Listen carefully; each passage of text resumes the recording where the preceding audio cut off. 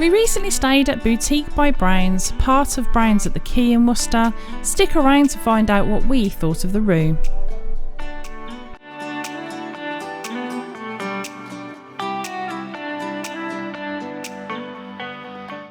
Browns at the Quay is found at the heart of Worcester and is, as you might think, right on the quay. It's a really convenient location with a car park right next to the hotel, so if you have heavy luggage you won't be dragging it far. Copenhagen Street car park is not free, but it wasn't particularly expensive for a 24-hour stay at around £11.20. When we arrived there were plenty of spaces, so finding one was easy, and you can either pay at the 3 pay stations or use the Ringo phone app. Check-in is inside the restaurant, just on the left as you walk through the main doors. The staff were really welcoming and they gave us a glass of Prosecco on arrival, which was a lovely touch. I didn't ask at the time, but I imagine they would offer a non-alcoholic option if you preferred. To get to the rooms you head around to the left-hand side of the building, which is the same side you come in from the car park. It's key card access on the door, and once inside you can either take the stairs or hop in the lift. The lift was actually quite good, not very big, so probably a bit of a tight fit for a wheelchair, but great if you're carrying bags or just don't fancy the stairs. You'll use the same key card to access your room. We stayed in the Quay suite, and honestly, the first impression when we opened the door was wow. The room is huge, with lots of natural light coming in through the windows, and the views over the river was just stunning. The original wooden beams add real character, and I love the sparkly chandelier too. The decor is mainly silver and black. It might not be to everyone's style, but you can't deny it feels luxurious. Every room at Boutique by Browns is individually styled, and it's all done to a really high standard. Now let's talk about what this room has to offer. There's a large flat screen TV perfectly positioned in front of a super comfy sofa. We definitely made the most of it after dinner, relaxing with a drink before heading to bed. It's always nice to have somewhere to sit that isn't just the bed. They'd thoughtfully provided a fan in the room, which was definitely needed even in October. It did get pretty warm up on the 3rd floor. You can crack open some of the little windows for a bit of fresh air, though there aren't any big windows that open fully, understandably for safety reasons. In terms of seating, there's a lovely spot right by the large window, perfect for watching the river and all the swans. In fact, in the morning we even caught the rowers out on the water, which was a nice surprise. There are also 2 extra chairs and a small table in the room. Honestly, we didn't really use them, but given how big the room is, it helps the space feel a bit more homely.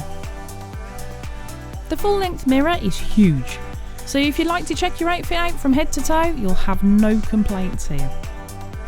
There's also a really decent dressing table setup, a good size with a proper chair, not just a little stool. It was perfect for getting ready for dinner, and I appreciate the little extras like complimentary water, glasses, and even some face tissues. They provided a folder with useful information about the hotel, restaurant menus, and even some suggestions for walks and things to do around Worcester, which is a really nice, thoughtful touch, especially if you're from outside the area. The bed was large and very comfortable. We both slept really well, and we didn't hear any noise from people outside or other guests, even though it was a Saturday night. Each side of the bed has its own bedside table, lamp and power sockets. Always a bonus for me because I hate it when you can't charge your phone by the bed. On the bed we found 2 bathrobes and some towels. But personally I'd prefer the towels to be in the bathroom. Not a big deal, just something to remember when you head in for a shower and don't leave them on the bed. The wardrobe space is enormous. You could easily stay for a couple of weeks and still have room to spare. Inside they've thought of everything, an ironing board, iron, shoe brush, hairdryer, and even an espresso machine with a tray of teas and decaf options.